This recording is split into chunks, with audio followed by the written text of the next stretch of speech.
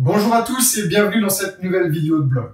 Alors, aujourd'hui, j'espère que vous pouvez voir le titre sur le tableau. On va parler de ce qui est nécessaire pour cartonner avec votre hôtel, vos chambres d'hôtes, vos gîtes, vos appartements meublés de tourisme, etc. Alors, peut-être que certains d'entre vous ont déjà fait un audit avec moi. Si c'est le cas, vous connaissez cette question parce que je la pose nécessairement quand on fait ces entretiens. Quelles sont les choses qui sont nécessaires pour vous cartonner ? Et à 99%, la réponse est systématiquement la même. On me dit, il me faut une super literie. C'est vrai. Il me faut une bonne localisation. Il faut que je sois bien placé. C'est vrai, bien que parfois, il y a des gens qui sont très mal placés qui cartonnent. Il faut un super service, un super petit déjeuner, un super sens de l'accueil. Et ça se limite à peu près à ces choses-là. Alors, c'est pas totalement faux, mais c'est pas totalement vrai non plus. C'est pas suffisant. Quand vous répondez à cette question avec ces éléments-là, en fait, vous n'avez qu'une petite partie de la réponse de ce qui est nécessaire pour cartonner. Alors, je vais prendre une image pour vous expliquer ça. On va partir du principe que pour cartonner avec son hôtel, ses chambres d'hôtes, ses gîtes, etc., c'est un petit peu comme s'il fallait construire un palais. Ok ? Donc, un palais, un beau palais, un truc qui a de la gueule. Donc, un palais, tout en haut du palais, on va dire qu'il y a un fronton. Ok. Bon, je parle le palais gallo-romain, quoi. Le truc à la Astérix et Obélix, bien propre. Quoi. Donc, tout en haut du palais, il y a le fronton. Tout ce dont je viens de parler, c'est ça. C'est la partie immergée de l'iceberg. C'est ce que vos clients, les voyageurs qui viennent chez vous, perçoivent quand ils sont chez vous. Et j'ai une manière qui est bien à moi de traduire ça. Je vous dis systématiquement, et je le dis beaucoup dans la formation d'Ododo, on ne vend pas ça. On vend pas des lits, on vend pas des nuitées, et je sais que c'est très à la mode de dire qu'on vend des expériences, mais on vend pas des expériences. Non. Vous vendez une seule chose. Vous vendez une histoire. Et vous vendez pas l'histoire qui se passe pendant que vous êtes chez vous, pendant, je veux dire, que les clients sont chez vous. Non. Vous vendez l'histoire qu'ils vont raconter quand ils sont partis de chez vous. C'est ça, le fronton. C'est l'histoire. Alors, je vais le noter. L'histoire qu'ils vont raconter. Donc, quand ils vont partir de chez vous, il y a trois choix, en fait. Soit ils vont pas raconter l'histoire. Ils rentrent d'un voyage d'affaires, ils ont séjourné chez vous, ils rentrent dans leur foyer, et à leurs enfants et à leurs compagnes, ils ont rien à dire de spécifique sur votre établissement. Donc là, ça veut dire que vous avez fait le taf, mais vous n'êtes pas allé au-dessus. Vous n'avez pas fait l'effet waouh. Il n'y a pas eu le truc qui fait que, vous êtes spécial et vous avez créé quelque chose. La deuxième solution, et c'est la pire, il y a une histoire à raconter, mais elle est négative, elle est péjorative. Ils vont se plaindre qu'il n'y avait pas d'eau chaude, la télévision fonctionnait pas, le petit déjeuner était dégueulasse, il y avait des taches sur la moquette, la VMC dans la salle de bain était crado, etc. Vous savez, tous les petits trucs qu'il faut surveiller. Dans notre métier, les choses se jouent sur les détails. Donc là, dans ce cas-là, il faut que vous appreniez à identifier les endroits où vous avez merdé et que vous puissiez récupérer et réparer ces choses-là. C'est pour ça que les questionnaires de satisfaction post-visite de vos clients sont très importants. Et puis, il y a le troisième cas de figure, et c'est le meilleur, c'est quand le voyageur qui est parti de chez vous rentre chez lui, il va voir sa compagne, ses enfants, ses amis, et il a un truc à raconter. Et parfois, c'est un tout petit truc. Alors, très souvent, c'est l'accueil. Ça se joue sur les interactions humaines que vous avez eues avec ce client, avec ce voyageur. C'est très très souvent ce que vous allez repérer. Si vous allez regarder, par exemple, sur les fiches Booking de n'importe quel établissement, prenez Booking, prenez une ville, faites une recherche pour des dates et regardez les commentaires des établissements qui sont notés à plus de 9. Vous allez voir que très très très régulièrement, ce qui revient, c'est l'accueil, le contact avec les gens. En fait, le contact humain. Ce qui est cool d'ailleurs parce que c'est une chose sur laquelle nous, on peut faire la différence, là où des gens comme Booking ne peuvent absolument rien faire. Donc ça, c'est un bon point à garder en mémoire.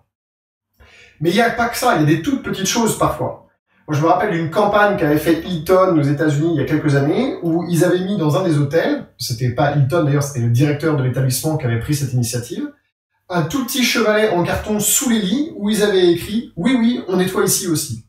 C'était super drôle, et du coup, les gens avaient pris ça en photo quand ils s'en étaient rendus compte, et ça avait cartonné sur les réseaux sociaux. Ben là, vous êtes dans l'histoire qu'ils vont raconter. Quand ils rentrent chez eux, ils montrent la photo à leurs amis, ça les a fait rigoler, donc vous pouvez être sûr qu'il y a du buzz qui se fait autour de ça. Donc c'est le fronton, c'est la partie immergée de l'iceberg. Sauf qu'on ne construit pas un palais juste avec un fronton qu'on poserait sur le sable ici. Si vous voulez un beau palais, il va falloir des fondations. Et comme on est dans un palais gallo-romain, il va falloir des colonnes. Alors, les fondations, on va parler de ça au début. Ok, les fondations, ça va être ça. Les fondations, je les sépare en deux familles, en deux niveaux. Ok ? Le premier niveau, et c'est sans doute celui que les gens délaissent le plus, c'est votre état d'esprit. Je vais le mettre ici. J'espère que vous voyez bien sur le tableau. Hein. Et je suis désolé pour mon écriture, écrire sur un plan vertical, c'est pas facile. Donc, votre état d'esprit. Alors, je sais qu'il y a plein de gens, quand ils vont regarder cette vidéo, ils vont dire, mais qu'est-ce qu'il nous raconte Marc-Antoine? Eh bien, votre état d'esprit, c'est la vision que vous avez de vous-même, de vos capacités, de ce que vous êtes capable de faire et ce que vous ne savez pas encore faire et que vous allez devoir apprendre pour cartonner. Mais c'est aussi votre vision de votre établissement, de ses défauts, de ses qualités, de vos concurrents, etc. L'état d'esprit, c'est votre perception de vous-même, de votre établissement et de ce qui vous entoure. C'est super important. Il y a des élèves d'Ododo que j'ai accompagnés au départ, ils étaient dans un état d'esprit défaitiste. Pour eux, c'était fini. La guerre était terminée. C'est-à-dire que Booking avait gagné, les OTA avaient gagné, ils avaient 80% de leur chiffre d'affaires qui venait de Booking, et ils étaient désespérés. C'était non, mais de toute façon, on peut rien y faire.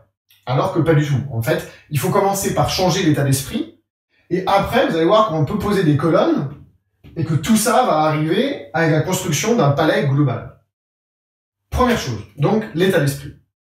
Et puis, la deuxième chose dans les bases, dans ce sur quoi il faut fonder votre palais, eh bien, c'est évidemment votre stratégie globale. Et là, c'est une question que je pose aussi très régulièrement. Je me rends compte que bien souvent, vous vous êtes lancé, et c'est typiquement le cas pour les chambres d'hôtes, les gîtes et les petits hôtels familiaux, dans une aventure sans avoir de stratégie. Vous avez eu le coup de cœur pour une maison, pour un château, pour un établissement. Vous avez voulu quitter une carrière dans la finance, dans la comptabilité, dans les assurances. On a des élèves d'Ododo qui étaient coiffeurs, garagistes. Bref, vous venez de plein d'horizons qui sont super diverses. Vous avez voulu quitter un métier, faire une coupure, vous êtes lancé dans quelque chose et vous avez eu un coup de cœur, puis ça vous vous êtes dit, ok, c'est bon, si on fait ça, si on fait des lits qui sont super bien avec une bonne literie, un bon petit déjeuner, un bon sens de l'accueil, en gros, si on fait le fronton, la partie immergée de l'iceberg, ça ne peut que fonctionner. Et très malheureusement, ça ne fonctionne pas comme ça. C'est-à-dire qu'au départ, ça fonctionne, vous avez vos réservations qui viennent par Booking, et puis petit à petit, vous avez tous les problèmes qui s'accumulent, et comme le marché évolue très vite et que la technologie évolue très vite, vous finissez par être très vite perdu. Donc il faut une vraie stratégie. Une vraie stratégie avec un positionnement, avec une sélection de niches. Qui est-ce qu'on veut attirer? Quels sont les clients qu'on veut faire venir chez nous? Et quand j'ai des gens qui me disent « mais moi, mes clients, c'est tous ceux qui veulent venir », c'est une erreur. Vous pouvez pas satisfaire tout le monde. Donc il faut absolument sélectionner ses clients. Donc ça, c'est les bases. Je ferai sans doute des vidéos pour aller plus en profondeur dans chacun de ces sujets. Là, aujourd'hui, le but du jeu, c'est vraiment de vous donner une vision globale. Et puis après, entre les fondations et le fronton, eh bien, il faut évidemment qu'il y ait les colonnes. Et les colonnes, ça va être vos savoir-faire. C'est ce qui va supporter le fronton et qui repose évidemment sur les fondations. Donc, vous allez avoir, par exemple, une colonne, ça va être votre savoir-faire sur votre stratégie tarifaire. Votre yield management. Comment est-ce qu'on choisit ses prix? Comment est-ce qu'on les met en place? Quelles sont les stratégies de promotion qu'il faut faire? Comment est-ce qu'on joue avec l'offre et la demande au moment où il faut pour baisser ses prix ou pour les augmenter pour maximiser son taux d'occupation et sa marge? Donc ça, c'est une des colonnes. Mais si vous avez que cette colonne, vous voyez bien que ça peut pas tenir, ça va se casser la gueule à un moment donné, quoi. Donc il vous en faut d'autres. Donc évidemment, vous gérez une entreprise. Donc il y a toute la partie de la colonne, il y a une colonne ici, c'est de la gestion. Alors hop, je sais pas ce que ça va donner comme ça. Votre gestion comptable, votre gestion de tous les jours, de vos chiffres, de votre cash flow, de votre trésorerie pour que ça tourne et pour que vous ne soyez pas dans la merde financièrement. Après, vous avez une autre colonne ici, c'est la partie commerce, tout simplement. Comment est-ce qu'on vend? À qui est-ce qu'on vend? Quand est-ce qu'on vend? Etc. Et puis tout de suite derrière, du coup, puisqu'on est au 21e siècle, vous avez la colonne digitale. Votre savoir-faire, site internet. Qu'est-ce que c'est qu'un site internet? Comment est-ce qu'on fait un site internet qui fonctionne bien, qui transforme les visiteurs du site internet en clients? Qu'est-ce que c'est qu'un CTA? Où est-ce qu'il faut qu'il soit placé? Pourquoi est-ce qu'il faut que votre site soit sécurisé? Pourquoi est-ce qu'il faut faire très attention au fait que votre site doit être optimisé pour les smartphones?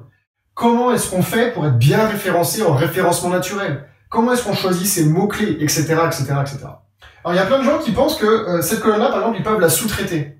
Moi, je peux vous dire une chose. Vous pouvez sous-traiter la façon, ne sous-traitez pas le savoir-faire. Vous devez absolument maîtriser le digital. On est dans un monde qui est de plus en plus digital. Ça va s'accentuer, ça va s'accélérer. Si vous sous-traitez cette colonne, qui est une partie fondamentale de votre établissement et de votre entreprise, ça va merder. Parce que les gens qui vont le faire à votre place et que vous payez pour le faire, ou que vous allez payer pour le faire, ils sont pas aussi motivés que vous. C'est pas leur sueur tous les jours à faire les petits déj, à gérer le personnel, à gérer les clients, etc. Donc s'ils merdent quelque part, dans un sens, ils s'en foutent. Ils vont vous le cacher quand ça merde, et c'est vous qui allez vous en rendre compte dans les chiffres si vous faites bien votre partie gestion. Et deuxièmement, ils sont pas aussi motivés que vous à ce que ça fonctionne. Donc je dis pas qu'il faut pas sous-traiter, mais il faut sous-traiter en ayant une maîtrise du savoir-faire. On peut sous-traiter pour gagner du temps, par exemple la confection d'un site internet, mais vous devez savoir exactement ce que vous voulez. Le cahier des charges pour un site internet qui transforme les visiteurs en clients, vous devez le maîtriser. Comme ça, quand vous êtes donneur d'ordre, vous êtes dans la maîtrise du savoir-faire. Après, le faire au jour le jour, ça c'est pas grave, vous pouvez le sous-traiter. Et puis, bien évidemment, il va y avoir plein d'autres colonnes qui vont se mettre ici et qui vont supporter le fronton ou la partie immergée de l'iceberg. Donc, par exemple, vous allez avoir la fidélisation de votre clientèle. Ça, c'est quelque chose qui est super important. Vous allez avoir toute la partie... comment est-ce que j'appelle ça déjà? Partenariat. Alors, ça va avec la partie commerce, mais c'est super important. Bon, je vais mettre partenaire. Etc., etc., etc. Alors, après, en fonction de ce que vous avez dans votre établissement, il va y avoir, et de la taille de votre établissement, il y a plus ou moins de colonnes qui sont nécessaires à maîtriser. Et puis, dans chacune de ces colonnes, bien évidemment, après, il y a différentes strates qui se mettent, c'est les pierres de chacune des colonnes. Je vais d'ailleurs les mettre dans une autre couleur. Par exemple, si on prend la fidélisation, on va fidéliser les clients avec le travail à la réception. C'est tout ce qu'on va faire quand on va parler aux clients à la réception. Et puis, il va y avoir après tout ce qui est emailing.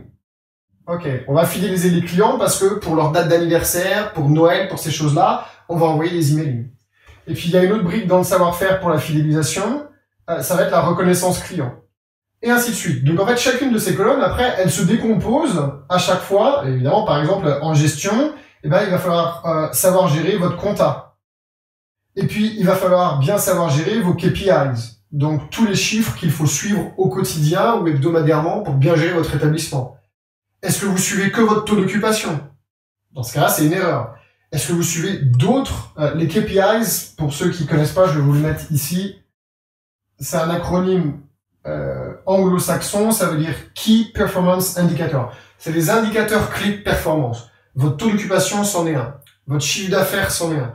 Votre revenu par chambre, c'en est un. Ça, c'en est un qui est beaucoup utilisé d'ailleurs et qui est assez intéressant à regarder. Je ferai sans doute une vidéo sur les KPIs uniquement un petit peu plus tard cette année. J'ai plein d'idées pour les vidéos pour 2020, vous inquiétez pas. Donc voilà en fait à quoi ça ressemble, votre établissement. Donc il faut pas se limiter à cette partie-là, à l'histoire qu'ils vont raconter et à la partie immergée de l'iceberg avec la perception de ce qui se passe quand ils sont chez vous. Parce que ça ne peut fonctionner correctement que si vous avez tout ce qu'il y a en dessous avant. Je dis pas que ça fonctionne pas, il y a des gens qui n'ont que ça et ça fonctionne, ils y arrivent, mais ils galèrent, quoi. Et plus vous allez solidifier vos fondations et plus vous allez poser des colonnes par-dessus, plus vous allez réussir à construire votre palais. Et ça, un palais, mieux c'est construit, plus ça cartonne. Voilà. C'est pas le palais dans Mission Cléopâtre, mais c'est pas mal. Voilà un petit peu le but du jeu. Et avec Ododo, c'est ça qu'on vous enseigne en fait. Cette partie-là, on repasse dessus bien évidemment, même si on pense que la majorité d'entre vous savez très bien faire. Et ce sur quoi on se concentre, c'est tout le reste en fait. votre état d'esprit, votre stratégie et toutes les colonnes avec les différentes choses qui sont à l'intérieur, qui sont nécessaires pour que vous puissiez cartonner. Alors souvent, vous m'avez déjà entendu dire ça, j'appelle ça le puzzle. En fait, pour vraiment bien cartonner avec votre établissement, c'est un puzzle de plein de petites pièces qu'il faut assembler les unes avec les autres pour avoir une solution globale. Et ben, en fait, c'est plus ou moins la même chose. Donc là, aujourd'hui, j'utilise une autre image, celle du palais, mais c'est exactement la même chose. Il va falloir poser de bonnes fondations, et puis après, il va falloir monter vos colonnes, pierre par pierre, et puis le fronton, il va reposer solidement dessus après. Voilà, si vous avez des questions, si vous avez des commentaires, si vous avez des réactions, n'hésitez pas à laisser en dessous de cette vidéo, en fonction de là, vous la verrez, des commentaires et des questions. Pour ceux que ça intéresse, n'hésitez pas à aller sur le site ododo.io. Alors, je vais vous le mettre ici, là vous allez peut-être bien le voir ici. Le site, c'est super simple, hein. C'est ododo.io. Et sur le site internet, en haut à droite, vous pouvez prendre rendez-vous. Et le but du jeu des rendez-vous, c'est de faire avec vous un audit gratuit de votre établissement, de votre situation, pour voir là où vous avez des problèmes, essayer d'identifier ce qui vous manque, et voir si la formation qu'on a mise en place avec Ododo peut vous apporter les solutions. Donc, faut compter entre 30 et 45 minutes, parfois un petit peu plus, parfois un petit peu moins. Il faut que vous ayez vos chiffres pas trop loin, votre ordinateur pas trop loin, parce que je vais vous poser des questions justement sur vos KPIs. Et puis, on va aller creuser ensemble sur la situation de votre établissement et voir un petit peu quels sont les points d'amélioration que vous avez. S'il n'y a pas de points d'amélioration, parce que tout est parfait, bah, super. Et s'il y a des points d'amélioration, dans ce cas, on va explorer ensemble comment, lesquels, et puis ce que nous, on peut vous apporter avec Ododo et avec la formation. Voilà, donc rendez-vous pour ça sur ododo.io. Rendez-vous sur les réseaux sociaux si vous avez des questions. Généralement, les vidéos, on les poste sur Facebook, sur LinkedIn, et puis maintenant sur YouTube. Voilà, bonne journée à vous. Je filme, on est mercredi, mais ce sera posté jeudi, donc il reste plus qu'un jour avant le week-end. Bonne fin de semaine, bon courage pour votre commercialisation. N'hésitez pas à poser vos questions, et puis on se retrouve la semaine prochaine pour une autre vidéo de blog. Au revoir.